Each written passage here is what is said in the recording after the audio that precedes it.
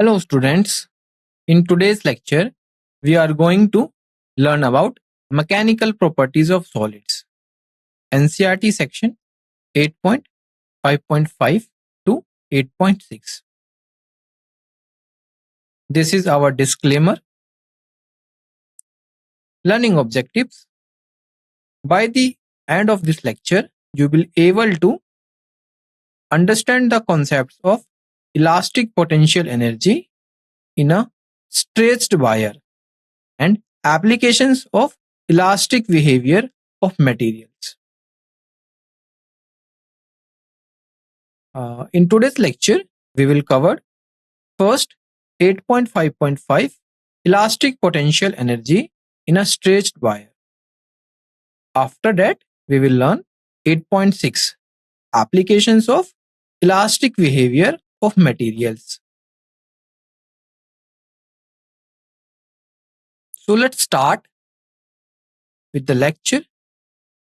So our aim is to understand the elastic potential energy in a stretched wire. So by considering what happens when we stretch a wire, think about it. When you pull on a wire, you are doing work against the internal forces that try to restore the wire to its original shape. These internal forces are what make the wire want to return to its original length after being stretched. The work you do to stretch the wire does not just disappear. It gets stored inside the wire as elastic potential energy.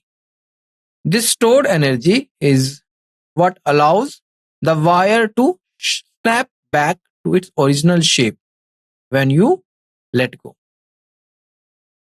So now let's move on the derivation part. We will see how to calculate the elastic potential energy stored in a stretched wire. So consider a wire with original length L and area, cross-sectional area A.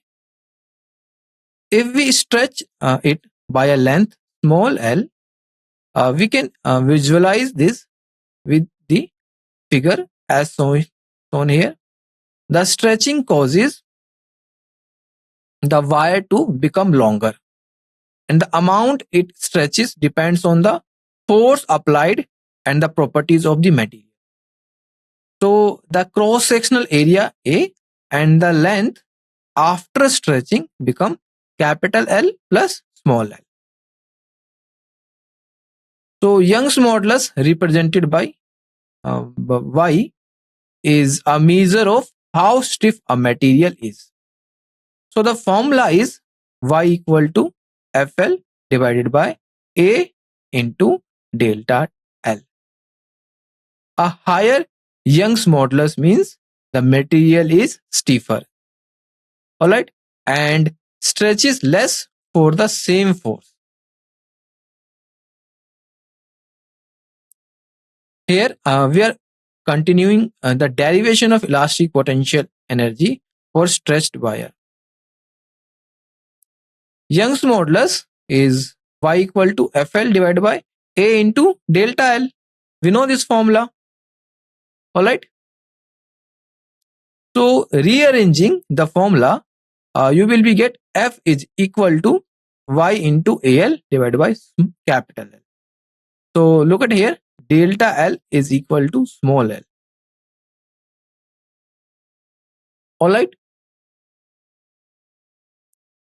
So this shows that the force required depends directly on the material stiffness Y. The area here A and extension L, but is inversely proportional to original length L. So work done dW for a small extension dl is dW equal to FdL. Alright. So dW equal to Y into AL divided by L into DL. This connects the materials properties and the geometry of the wire directly to the work done during stretching. So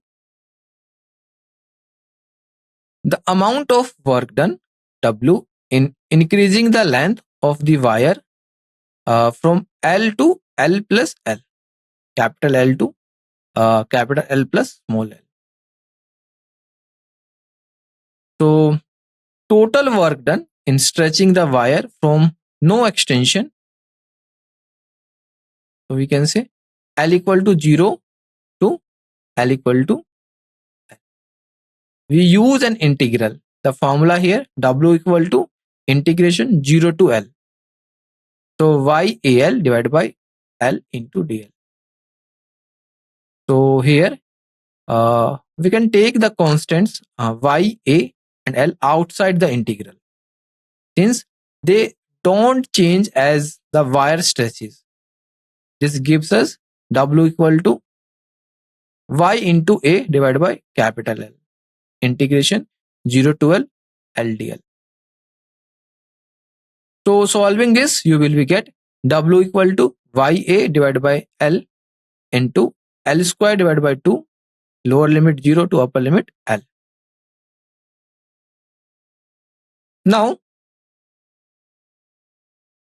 let's look at the work done W in stretching a wire from its original length L equal to 0 to new length L.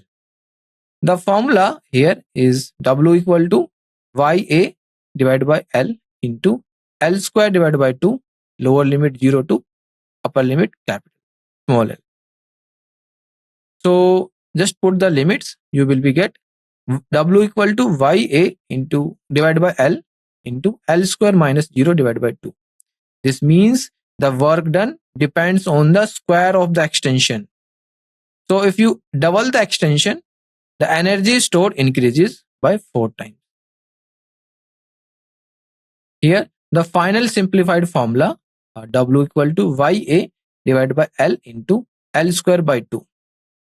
Remember this, this gives us the elastic potential energy stored in the wire when it is stretched by a length L. The energy stored increases rapidly as the wire is stretched more. Alright. So small increases in length can lead to much larger increases in stored energy. Now, work done in stretching the wire. So we have the formula W equal to YA divided by L into L square by 2. So let's rewrite the formula in a slightly different form. So W equal to 1 by 2 into Y into L by L whole square into AL. Alright. So here this form makes it easier to see how strain affects the work done. So W equal to 1 by 2 into Young's modulus into strain square into volume of the wire. Alright. And if we talk about an example, so we can say a thicker or longer wire stores more energy for the same strain. So now we use the symbols to make the formula even more concise. So W equal to 1 by 2 into Y into here epsilon square into V.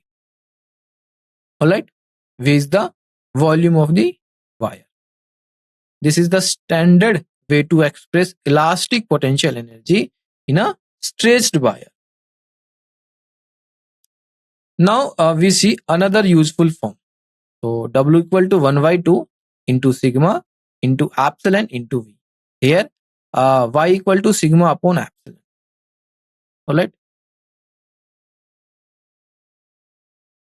Now let's look at the formula for the work done in stretching a wire, which is stored as a potential energy. The formula is U equal to 1 by 2 into sigma into epsilon into V. Here, U is the elastic potential energy in joules.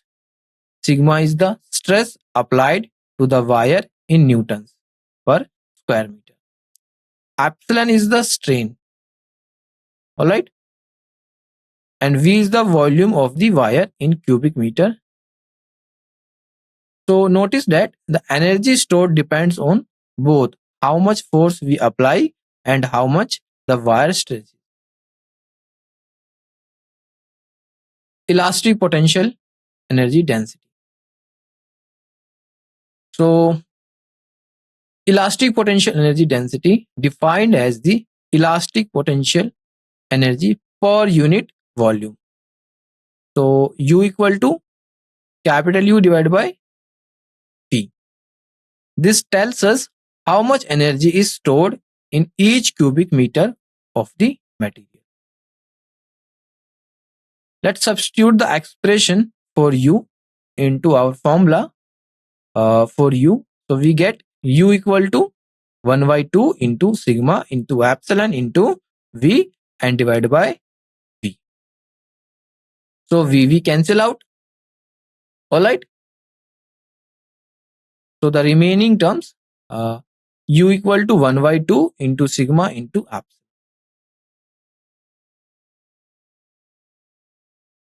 So students, now we will look the applications of elastic behaviors of material. So let's examine how elastic behavior affects our daily life. For example, when you sit on a chair, the material bends slightly under your weight, but returns to its original shape when you stand up. Yes or no?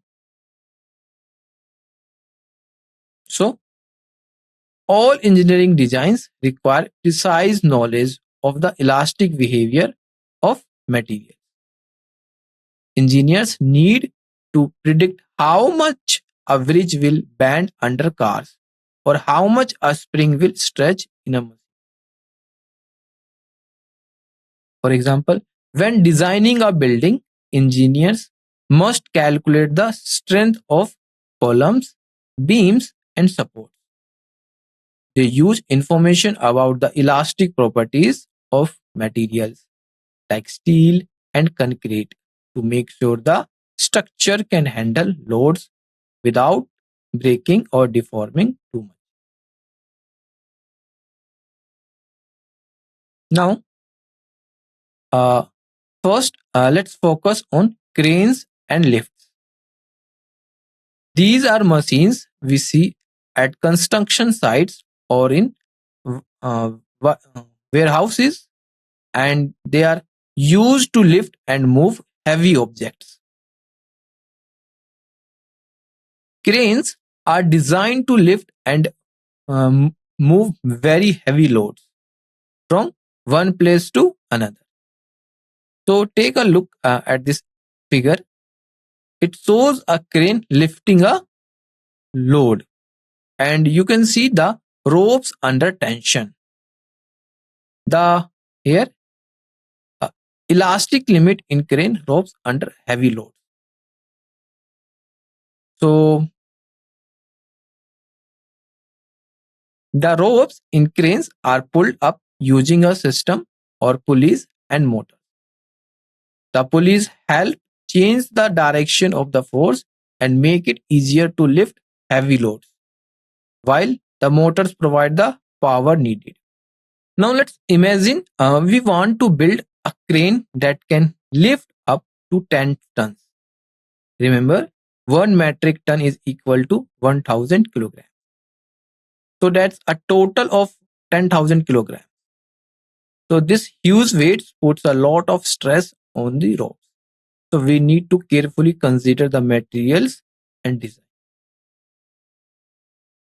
To handle such heavy loads, the ropes used in cranes are made of steel and are quite thick. A steel is chosen because it has a high elastic limit. and can withstand large forces without breaking. The thickness of the rope is not random, calculated based on how much load it needs to carry.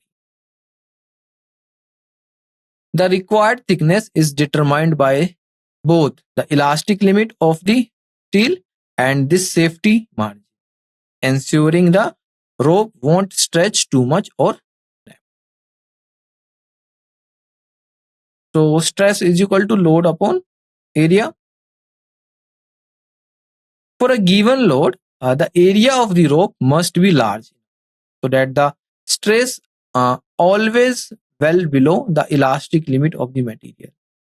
If the stress goes above this limit, the rope could stretch permanently or even break. Now, let's continue looking at cranes and lifts. These are the machines that lift heavy loads, and their safety depends on the materials used in their construction.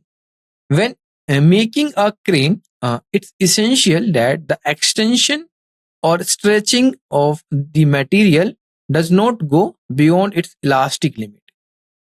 The elastic limit is the maximum amount a material can stretch and still return to its original shape.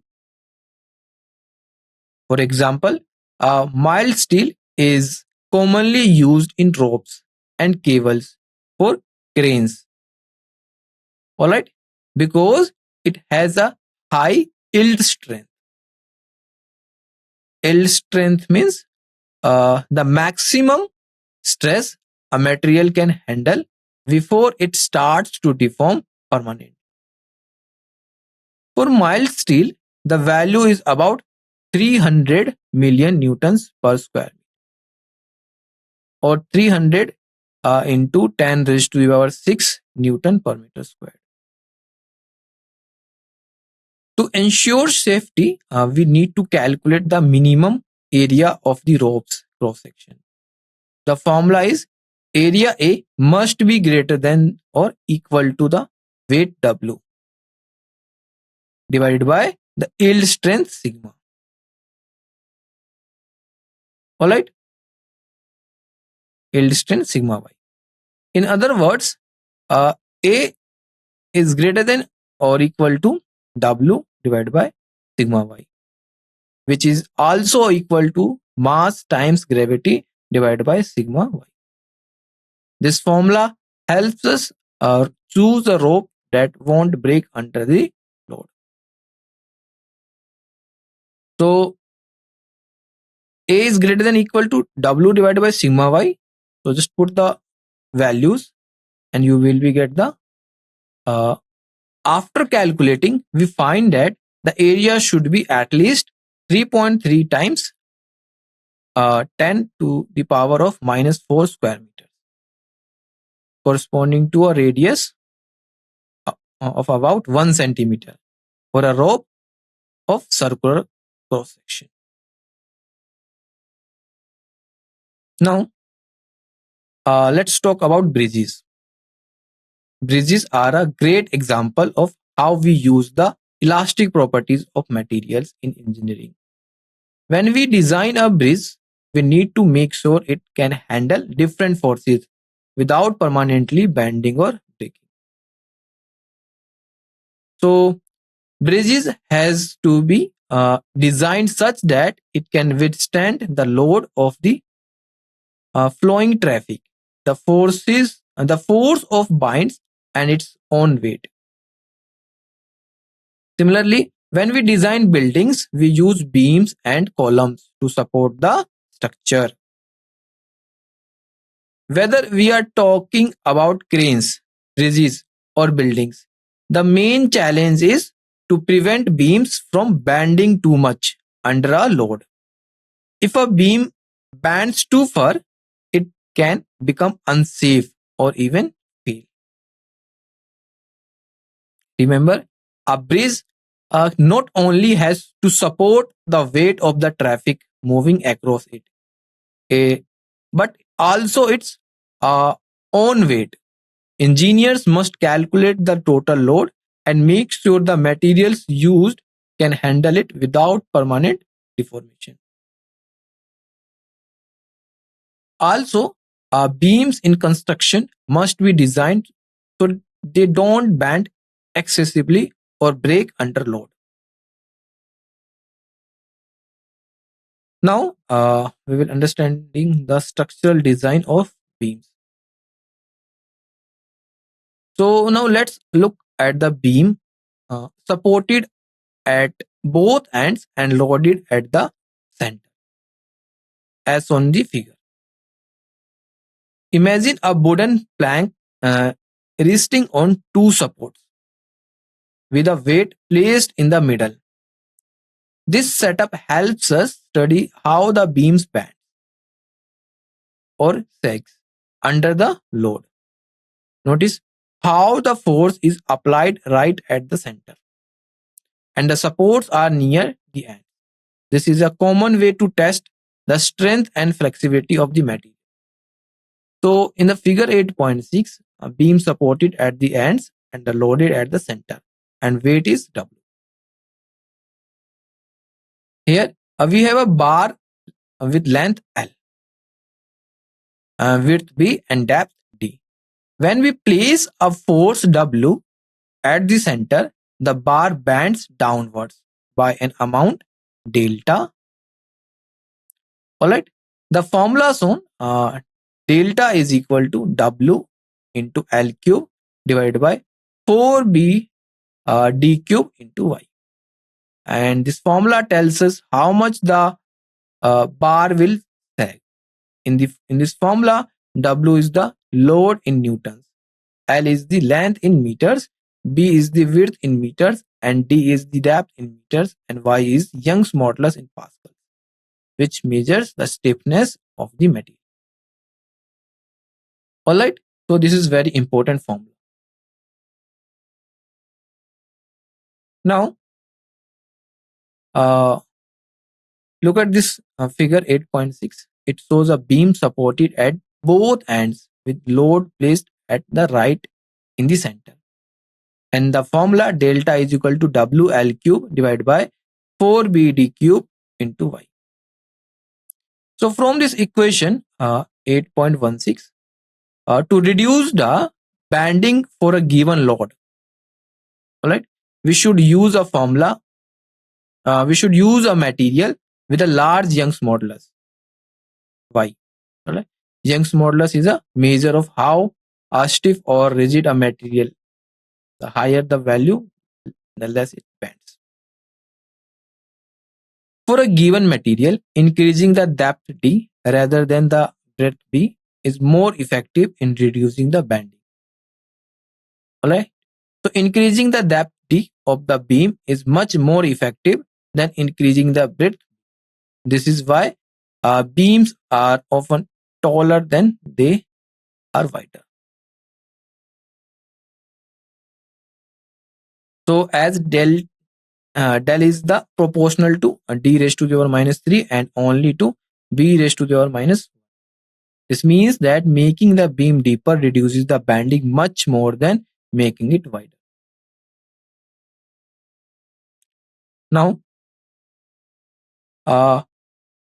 consider what happens when we increase the depth of a beam or a bar in a structure.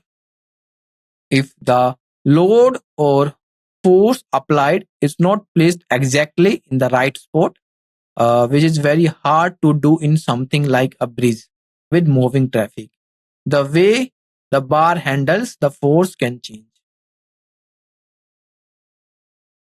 So deep bar may bend as on figure 8.7b called buckling. Alright. So buckling is the sudden unstable deformation or collapse of a structural component under a critical compressive load, causing a change in shape or rather than a simple yield or structure. So to avoid this, a common compromise is the cross-sectional area shape. So figure 8.7c shows a special cross-sectional shape that is commonly used. This shape is a compromise between strength and material use. Unlike a simple rectangle or a thin bar, this design helps prevent problems like buckling. This particular shape gives us a large surface area to bear loads, meaning it can support more weight at the same time.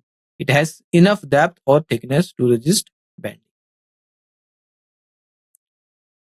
Another advantage of this shape is that it reduces the overall weight of the beam. By removing unnecessary material, we keep the beam strong but make it lighter, which also lowers the cost. So it's important to note that pillars or columns are also widely used in buildings and bridges to support loads. These vertical supports helps distribute the weight and keep structure stable. Now, let's look at how elastic properties are considered in the design of bridges and buildings. Engineers must think about the conditions the structure will face, the cost, how long the materials will last, and how reliable they are. So look at the figure showing two types of pillars, one with rounded ends and one with distributed ends. The shape and design of these pillars affect how they handle forces and distribute weight. So maximum height of mountains on the earth. It means what? So we can say uh, the height is suppose 10 kilometers. So this limit can be explained by the elastic properties of rocks. If a mountain were much taller, the rocks at the base would be unable to support the weight above them. They would deform or even flow under the pressure. It's important to note that the base of a mountain does not experience uniform compression. Instead, there is some shearing stress, which means the rocks can slowly shift or flow under the immense pressure. So, now we will understand the applications of elastic behavior of material. So, stress due to all the material on the top should be less than the critical shearing stress at which the rock flow. At the bottom of mountain of height h, the force per unit area due to weight of the mountain is h rho g, where rho is the density of material of the mountain and g is the acceleration due to gravity. It's important to note that the material at the bottom of the mountain experiences this force mainly in the vertical direction because of the weight above. The sides of the mountain are exposed to the air and are not confined, so they are considered free. Because of sides are free and the force is vertical, this situation is not the same as pressure of bulk compression, where a material is squeezed from all sides. Here, the stress is directional, uh, mainly downward. So, there is a shear component approximately h rho g itself. Now, the elastic limit for a typical rock is 30 into 10 raised to the power 7 Newton per meter square. Equating this to h rho g with rho equal to 3 into 10 raised to the power 3 kilogram per meter cube gives h rho g equal to 30 into 10 raised to the power 7 Newton per meter square. So just substitute the values and rearrange the formula.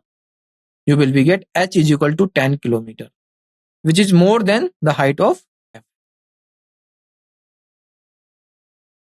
Now at the end of the lecture, we will see some points to remember from. So elastic potential energy is stored in a wire when work is done against internal restoring forces during stretching. Elastic potential energy in a stretched wire. Work done in stretching a wire is stored as elastic potential energy given by U equal to 1 by 2 into stress into strain into volume. Elastic potential energy density, uh, energy stored per unit volume of stressed material, expressed as U equal to 1 by 2 into stress into strain. Applications in cranes and lifts, steel ropes must be thick enough to keep stress below elastic limit with safety factor.